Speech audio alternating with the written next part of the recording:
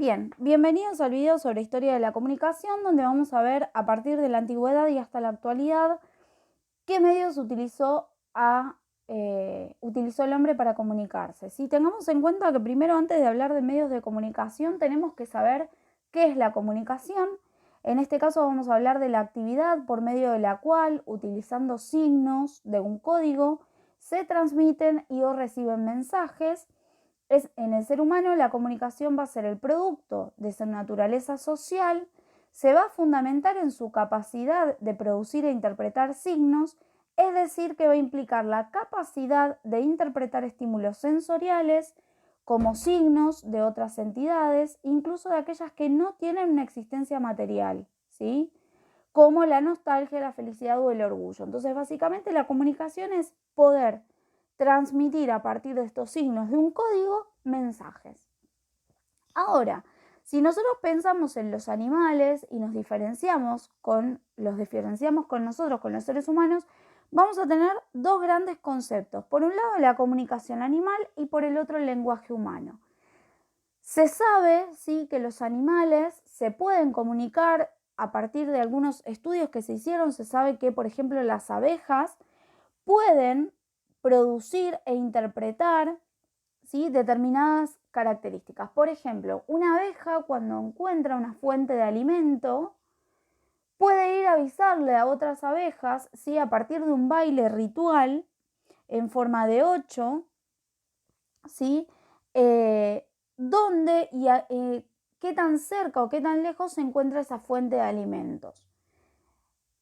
¿Por qué no lo consideramos lenguaje esto? Si nosotros podríamos llegar a pensar que ese 8 que dibujan en el aire con esta danza es un signo. En realidad lo que sucede es que la abeja, tanto la que produce el mensaje como la que lo recibe, actúan por instinto. En cambio, el ser humano va a tener un lenguaje, o sea, va a tener un conjunto de signos, ¿sí?, que van a formar la lengua y que van a tener la capacidad de formar ese mensaje a partir de su capacidad de adquirir un lenguaje, de producirlo y de interpretarlo, ¿sí? Por eso es que no hablamos de lenguaje animal. El animal puede comunicarse, pero de manera instintiva. Puede darnos un mensaje, pero de manera instintiva. Si no piensa en lo que está diciendo. En cambio, el ser humano tiene la capacidad del lenguaje. Bien, entonces, para hablar de medios de comunicación, yo tengo que tener en cuenta que el ser humano siempre quiso comunicarse, siempre tuvo, o desde sus inicios, empezó a desarrollar esta capacidad de adquirir un lenguaje y de reproducirlo para que sus otras generaciones lo conozcan. Entonces va a tener la necesidad de comunicarse con otros, ¿sí?, desde que se inician las primeras civilizaciones. Y ello va a tener que relacionarse siempre con la invención del lenguaje verbal o de la lengua, ¿sí?, si hablamos con los términos de Saussure, y posteriormente, por ejemplo, con las pinturas rupestres, ¿sí?, y otros medios, ¿sí?, que pueden representar el pensamiento, ¿sí? Básicamente ustedes tienen que pensar que el ser humano tiene la capacidad de representar su pensamiento a partir de la lengua, ¿sí?, del lenguaje. Entonces, esa capacidad que va a ser pura y exclusiva del ser humano.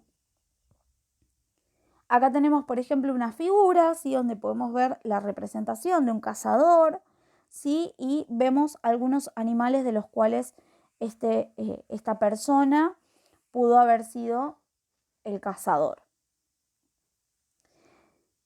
Obviamente que las civilizaciones se van a seguir desarrollando, van a tener que buscar otras formas más económicas, más rápidas, más sencillas, ¿sí?, de poder representar esas ideas. Y lo importante de todo esto va a tener que ver con la invención de la escritura, ¿sí?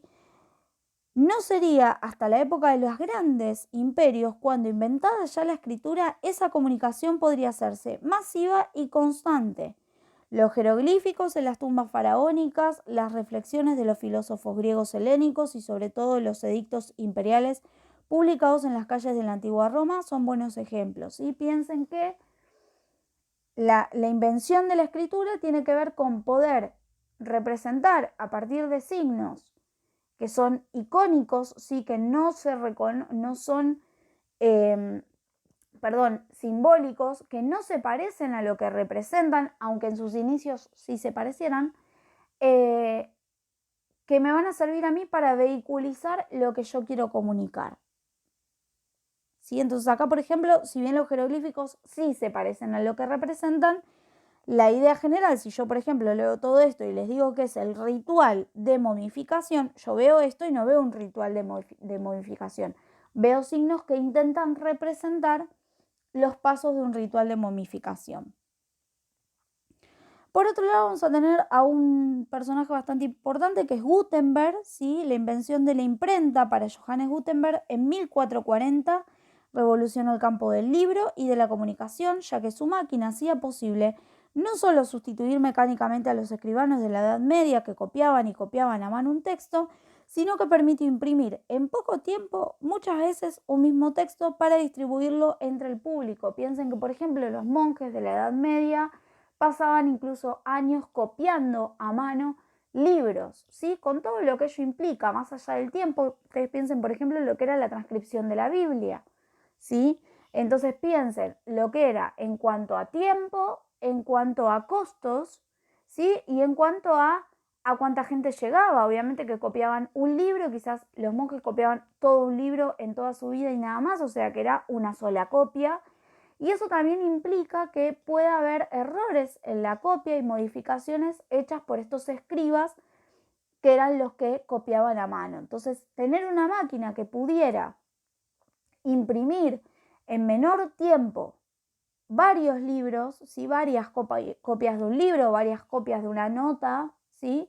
Eso hacía que pudiera ser más masivo. Obviamente que la lectura y la escritura no eran para todos. Ustedes saben que en la Edad Media solamente escribían y podían leer las altas capas o los altos estratos sociales, que no todos tenían esa posibilidad y que eso se va a extender a lo largo del tiempo. No todos estaban alfabetizados como para poder leer y escribir.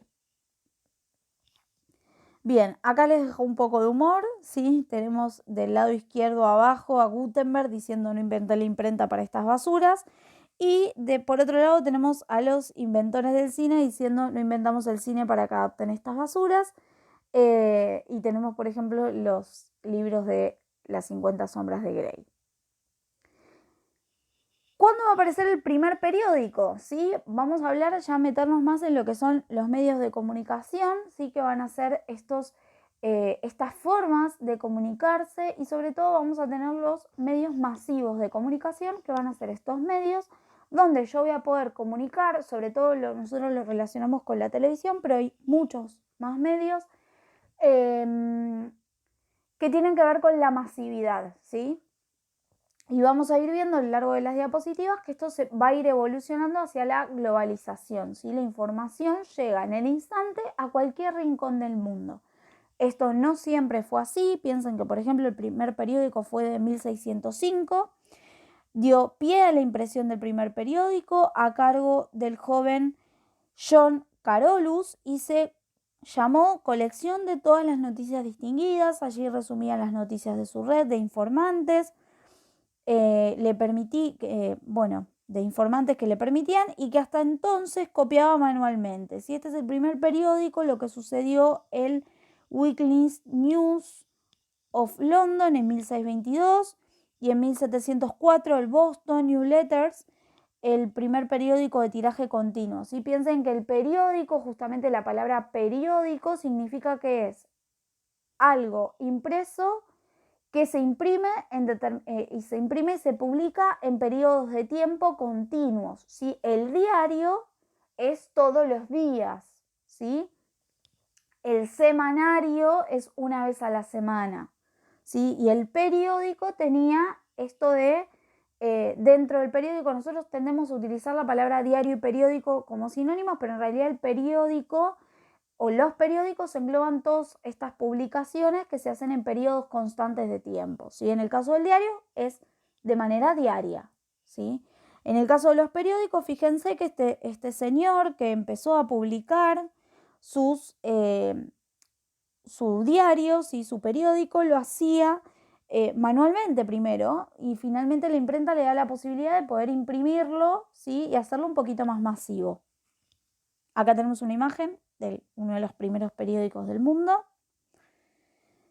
Por otro lado, vamos a tener como gran invento y como situación que va a mostrar un antes y un después, va a ser el cine, ¿sí? Que va a surgir a fines del siglo XIX en Francia con los experimentos para capturar la imagen derivados de la fotografía, otra tecnología en ciernes, ¿sí? Vamos a tener que ahora no solamente quiero reproducir y hacer masivo la lengua escrita, sino que ahora también lo quiero mezclar con la imagen, ¿sí? Entonces acá tenemos otra cuestión.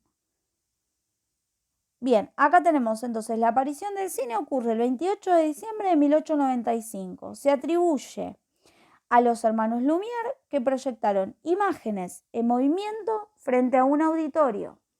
El suceso provocado por el invento llevó una rápida evolución del mismo y para 1899 ya habían producido un film de 15 minutos. ¿Sí? Algo que para nosotros es cotidiano porque todos ahora nosotros podemos filmar con nuestro celular y subirlo a YouTube, por ejemplo. En este momento piensen que capturar movimiento era algo completamente impensado. En 1896, el ilusionista francés Georges Méliès demostró ya en El origen del cine que este instrumento servía no solo para reproducir la realidad, sino para falsearla, con lo que surgió el cine de una sola bobina, ¿sí? O sea, no solamente voy a poder capturar elementos reales, sino que también voy a poder generar alguna especie de efecto especial. Piensa en efectos especiales, sí, del siglo XIX, ¿sí? Donde podemos mostrar no solamente lo que sucede, sino también que podemos mostrar ficción, ¿sí? Como lo es el cine en el 90% de los casos. Por otro lado, otro evento importante es la invención del cine en 1896. En 1901 es la primera transmisión de la voz humana. Ambas invenciones revolucionarían la idea de la comunicación, ¿sí? La radio por un lado, la transmisión de la voz humana por el otro. El hombre iba a poder transmitir mensajes no visuales. En realidad el hombre va a poder transmitir mensajes visuales en cuanto a lo que fue el cine y sonoros en cuanto a la radio a lo largo del tiempo y el espacio sin estar obligados a la escritura, ¿sí? Por ejemplo, piensen que yo en este momento, en este video, estoy transmitiendo mi voz y estoy transmitiendo también imagen, ¿sí? Esto en otro momento hubiese sido impensado. Si nosotros estuviéramos estudiando en el siglo XIX, yo tendría que escribirles todo esto y ustedes tendrían que leerlo. Y si no tenía una máquina de imprenta cerca, iba a tener que hacerlo a mano para cada uno de ustedes. ¿Sí? O sea, hubiese sido una locura, imposible. Entonces, estos inventos, tanto del cine como de la radio, nos permitieron poder hacer las dos cosas. Transmitir imágenes, pero también transmitir la voz humana. Acá tenemos una imagen de una radio hermosa, ¿sí? Que generalmente había en todas las casas. Bien, ¿qué va a pasar con la televisión? ¿Sí? Que es la suma de esta invención del cine que habían tenido los hermanos Lumière con la transmisión de la imagen y con la transmisión de la voz. En la televisión tenemos las dos cosas juntas. De allí a la invención de la televisión pasaría menos de medio siglo. Las primeras emisiones televisivas serían de la BBC de Londres y en 1936 se arrojarían las primeras con programación. La masificación de este aparato fue otro gran peldaño en la historia de los medios de comunicación, ya que al haber un televisor en cada casa nació la oportunidad de informar y entretener constantemente a las personas en la comodidad de su hogar, ya sea transmitiendo información grabada previamente o información ocurriendo en vivo en otro lugar del planeta. ¿Sí? Obviamente que esto no va a pasar en 1936, va a tardar un poquito más en hacerse tan masivo, ¿sí? Y tan accesible para todos. No era fácil tener un televisor, era algo muy costoso, ¿sí? Por lo general se compraban con círculos, ¿sí? O sea, varias personas se juntaban, ponían un poquito de lo que salía el televisor y el que salía sorteo se la llevaba y así se repetía hasta que el círculo se completaba, si era una de las formas que se tenía de comprar la televisión, por ejemplo, en nuestro país. Acá tenemos varias, ¿sí? Varias imágenes de televisores de distintas épocas, desde 1930, ¿sí? Hasta el 2010 tendríamos que agregar 2020, ¿sí? Con una televisión mucho más delgada. Esta igual no se nota, pero es curva. Podríamos tener una televisión mucho más delgada, tendríamos que poner el 4K y bueno, si hay tecnología más avanzada ustedes me dirán. Tendríamos que ponerla el 2020, ¿sí? Pero piensen que aparte, más allá de la estructura de la televisión, va a tener que ver con la calidad de la imagen, los colores, ¿sí? La televisión a color apareció bastante después. De hecho, por ejemplo, en mi infancia yo vi televisión en blanco y negro, es una tele de 14 pulgadas, o sea, imagínense, muy chiquitita, tipo como la de los 80 o la de los 90, había televisiones en blanco y negro todavía, se conseguían, eran mucho más baratas y teníamos televisión en blanco y negro. Por otro lado, algo muy importante que también revolucionó los medios de comunicación tiene que ver con el Internet, ¿sí? La aparición de Internet en los años 80 y las tecnologías digitales computarizadas en los 90 potenció hasta el infinito la capacidad comunicativa del ser humano, la posibilidad de compartir información mediante redes sociales, enviar correos electrónicos y otros formatos de comunicación cibernética son grandes aportes de finales del siglo XX y principios del siglo XXI. Con Internet las comunicaciones masivas se hicieron además interactivas, personalizables y viralizables. Dado que el consumo informativo se ha hecho cada vez más frenético, es por ello que cada vez que se le brinda más atención y cuidado a las empresas y tecnologías de información y telecomunicaciones, así como los medios masivos de comunicación. Se considera a menudo un poder político importante que compite con los estados y tal vez posee menos regulaciones de las debidas. ¿Sí? Acá hay muchas cuestiones para hablarlas, las vamos a ir hablando en las sucesivas clases y sucesivos videos que les armé, pero tengan en cuenta que Internet dio la posibilidad de que se pueda sumar esto de el cine, la radio, la televisión en un medio de comunicación mucho más global, ¿sí? Mucho más espontáneo, mucho más masivo, y esto va a hacer que sea menos regulado, ¿sí? Porque una cosa es que yo pueda regular, por ejemplo, programas de televisión, pero otra cosa muy distinta es poder regular en el minuto cero toda la información que se maneja en redes sociales y en internet. O sea, es algo imposible de generar, o sea, no se puede controlar. Entonces de ahí van a salir muchísimas cuestiones que tienen que ver con la regulación de ese medio de comunicación, con la información que se da, con la veracidad de la información, ¿sí? Con la violencia que puede generar o con la violencia en sí que carga ese mensaje, ¿sí? Y obviamente estamos hablando de poder. Los medios de comunicación masivos hoy tienen a veces hasta más poder que un partido político, ¿sí? O que un gobierno. Acá tenemos la imagen de una de las primeras computadoras, ¿sí? Imaginen cómo hubiesen sido, seguramente vieron la película Código Enigma, si no la vieron se las recomiendo, está en Netflix, que habla sobre los inicios de Internet, ¿sí? Y con qué finalidad se crea Internet. Bueno, obviamente acá tenemos al rey de la Internet, que es Homero, ¿sí? Se las dejo para que la lean. ¿Sí? Piensen que, por ejemplo, acá Homero lo único que quiere es dinero. ¿Sí? No le importan las características de la comunicación. De alguna manera este meme tiene que ver con la realidad, ¿sí?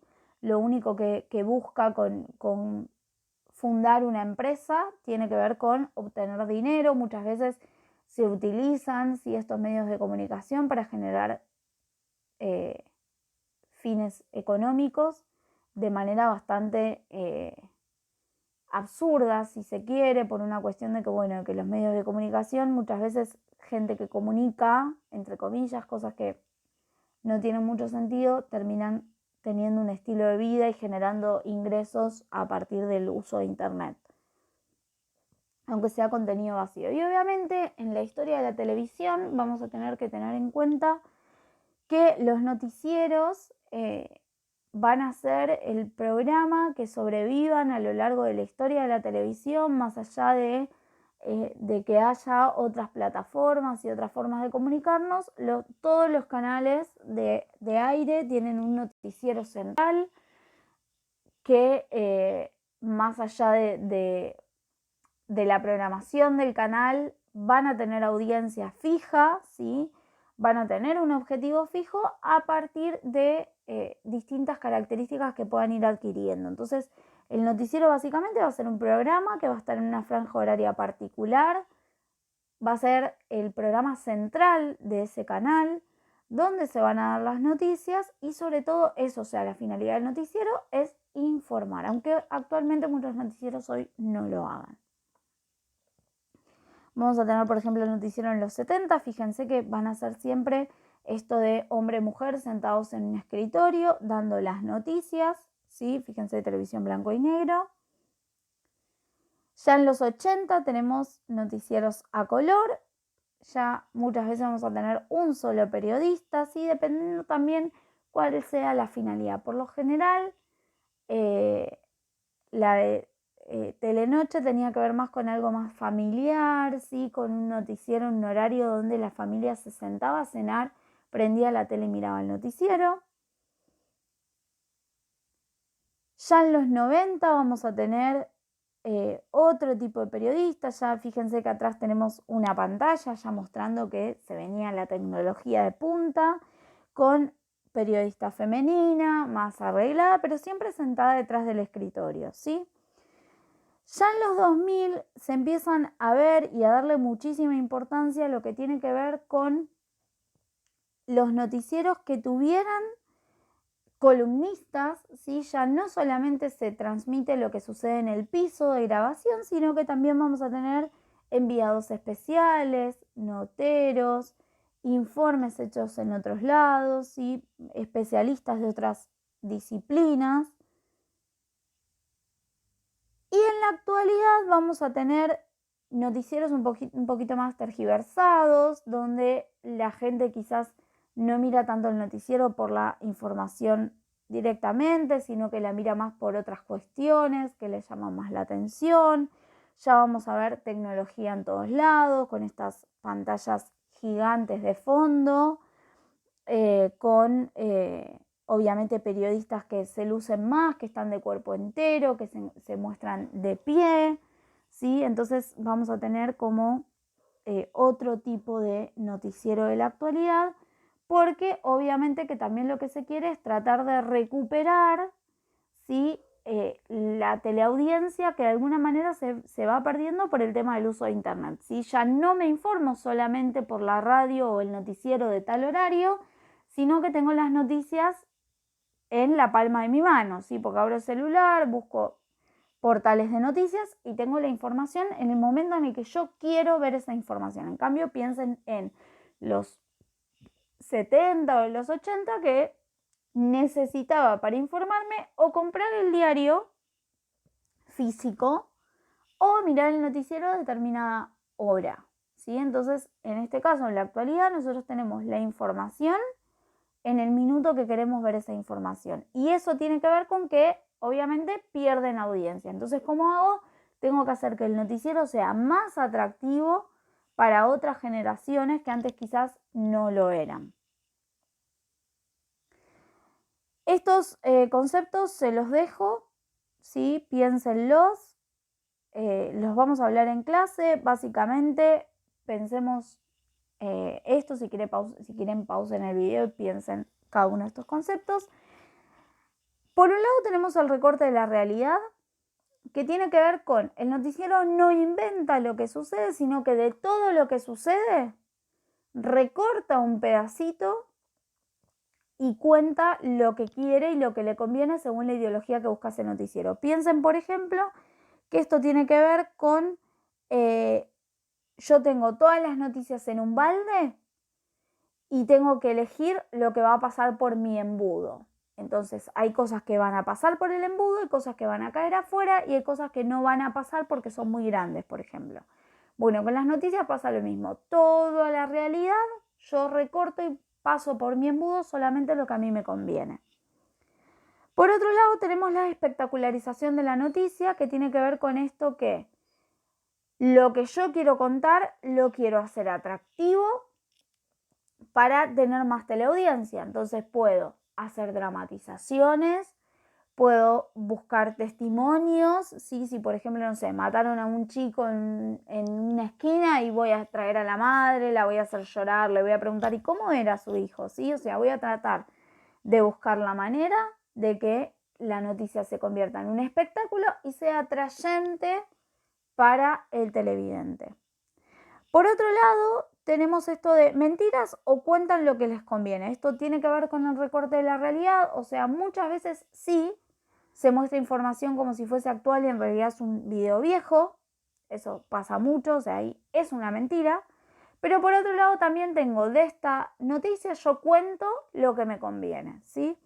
Y por otro lado tenemos el concepto de cuarto poder, ¿sí? ¿Qué poder tienen los medios masivos de comunicación en la actualidad? ¿Sí? Es el cuarto poder, tienen más poder que un partido político, tienen más poder que el Estado, tienen más poder que los políticos que toman las decisiones de nuestro país. Bueno, ¿cómo lo vemos eso? ¿Sí? Y les dejo un meme para que piensen, ¿sí? Qué interesante, cuéntame más. Bueno, espero que les haya gustado, que les haya interesado el tema. Esto lo vamos a ver, vamos a analizar noticieros, vamos a hacer muchas actividades en cuanto a esto. Si tienen alguna duda lo pueden dejar en los comentarios del video, en las plataformas que utilizamos normalmente, me mandan un mail, o sea, tenemos varios canales de comunicación justamente porque hoy contamos con muchos medios de comunicación. Nos vemos en el próximo video.